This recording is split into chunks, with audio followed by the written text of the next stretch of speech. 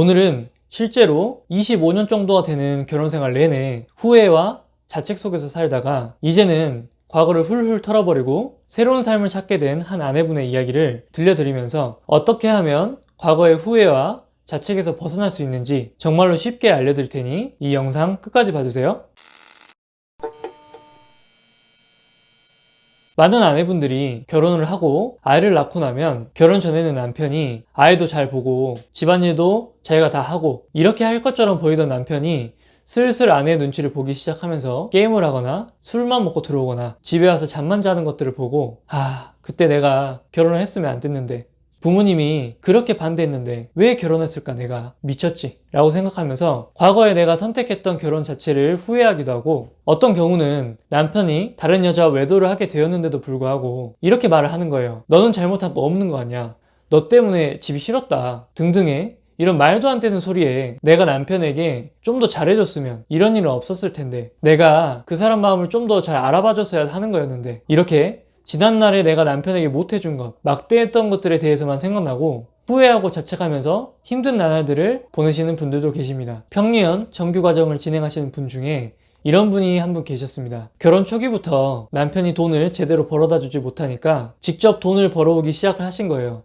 그래서 25년 가까이 직장 생활을 하면서 집에 오면 집안일, 그리고 육아까지 전담했던 분이 계셨습니다. 이분이 정말로 대단하신 것은 막내 자녀분이 군에 입대하기 전까지 거의 25년간 남편과 사이가 좋았던 것이 아니라 매번 싸우면서 지내셨다고 해요. 남편 본인이 기분이 상하거나 대접받지 못한다는 생각이 들면 아내가 잘못된 부분만을 계속 강조하면서 미안하다 혹은 잘못했다 이런 이야기를 남편에게 하기 전까지는 계속 똑같은 말과 비난을 하면서 화를 냈다고 해요. 돈이라도 제대로 벌어오면 모를까, 그렇지 않으면서도 계속 큰 소리만 친 거죠. 그런데 그 25년을 그냥 그렇게 참고 살아오신 거예요. 그래도 사회생활을 하시면서 여성이지만 직장 내 지위나 능력적인 부분에 이런 인정을 받으셨고 그런 것들에 위안을 좀 삼으시면서 사셨다고 합니다. 그나마 직장에 있으면 남편에게서 오는 스트레스나 이런 것들을 신경 쓰지 않아도 되잖아요. 그런데 이분에게도 엄청나게 큰 산이 하나 찾아왔습니다. 바로 남편이 외도를 했다는 것을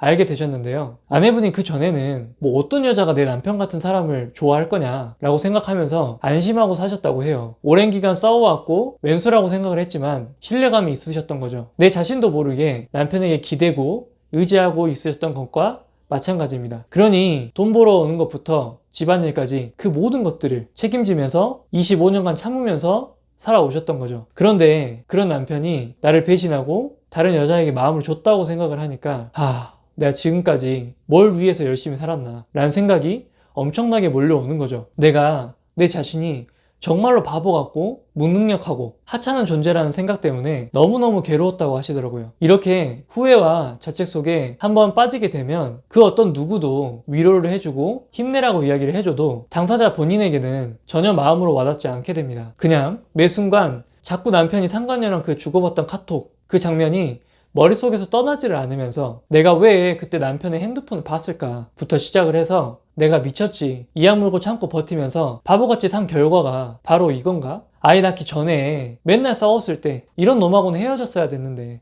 내가 너무 일에만 너무 몰두하고 살았나?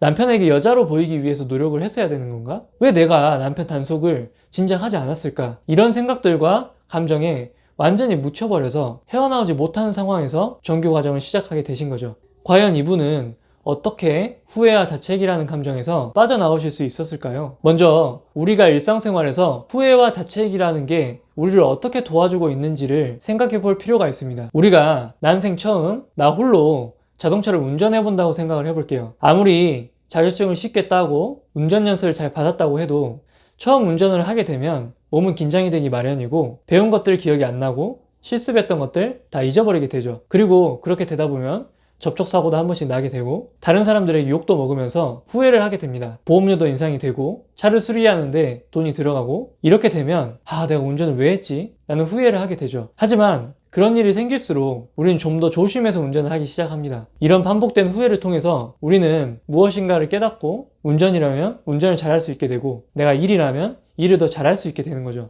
이렇게 후회라는 것은 미래에 벌어질 똑같은 실수를 반복하지 않게 도와주는 역할을 해줍니다. 이미 지나간 일이 정말 기억에서 지우고 싶을 정도로 후회가 되는 일이긴 하겠지만 그 일은 어차피 다시 돌이킬 수가 없습니다.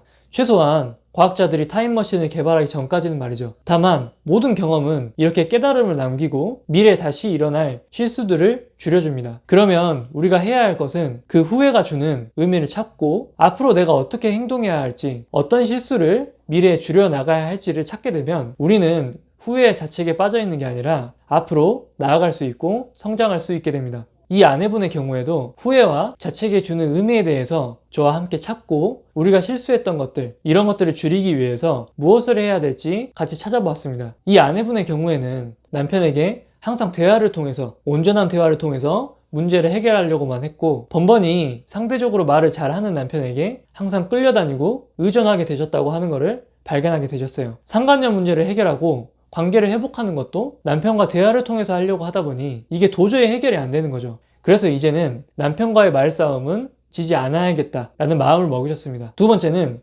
남편이라고 해서 모든 것들을 이해해주고 참고 사셨던 부분들이 잘못됐다는 것을 깨닫게 되셨습니다. 남편에게 다 퍼주고 살면 안 되겠다라는 결심을 하셨던 거죠. 남편분은 25년 동안 아내가 책임감이 강하다는 사실을 너무나도 잘 알고 있었고 이걸 이용하셨던 거예요. 항상 본인이 원하는 것이 있을 때 혹은 자기가 명백하게 잘못한 부분이 있을 때에도 일단은 아내분의 잘못을 계속 건드리면서 정말로 교묘하게 아내를 말로 조종하고 있었던 거죠. 그래서 그 부분에 대해서 하나하나 짚어드리고 어떻게 앞으로 대응을 해 나가야 되는지 코칭을 해드렸습니다. 그리고 남편에게 바로 경제적인 지원을 줄이지는 않았지만 남편에게 마음적으로 의존하고 있었던 부분들, 이 부분들을 벗어날 수 있도록 좀 도와드렸습니다. 자연스럽게 남편과 함께 보내는 시간들이 줄어들었고 줄어든 만큼 개인적인 운동과 자기 개발을 할 수 있는 시간들을 늘려나가셨어요. 이렇게 지금까지 반복되었던 실수들을 점점 줄여나가셨기 때문에 천천히 과거에 대한 후회와 자책하는 시간에서